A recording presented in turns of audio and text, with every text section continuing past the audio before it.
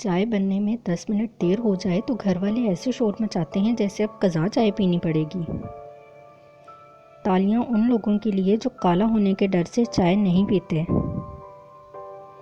زندگی چائے کے کپ کی طرح ہونی چاہیے، جب تلخی بڑھنے لگے تو 2 چمچ چینی ڈال لی جائے۔ پاکستان اور چائے۔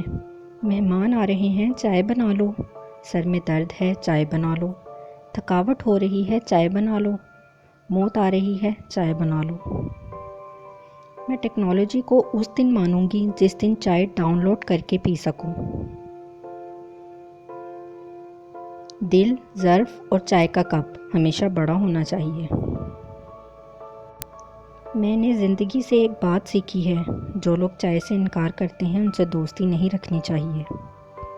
دنیا میں کہیں بھی چلے جائیں، آدھا کپ چائے کا کہہ کر پورا اڑا دینے کا رواج صرف پاکستان میں ہی ہے۔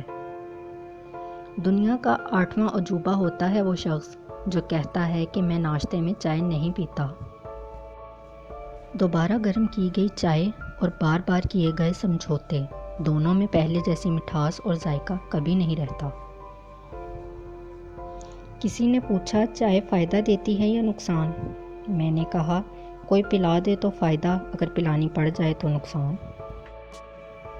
چائے کے ساتھ بسکٹ نے کیا خوب سبق دیا، کسی میں اگر زیادہ ڈوبو گے تو ٹوٹ جاؤ گے۔ وہ تو چائے میرے کام آ گئی، ورنہ تیرے دکھ سے میرا سر پھٹا جا رہا تھا۔ جتنی مجھے چائے پسند ہے، مجھے لگتا ہے جنت میں جاتے ہی میں نے دودھ کی نہر میں پتی ڈال دینی ہے۔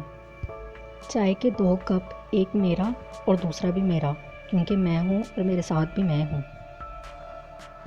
میں سوچ رہا ہوں چائے پر ایک کتاب لکھوں، جو نہیں پیتے انہیں کم بخت اور بیزار لکھوں۔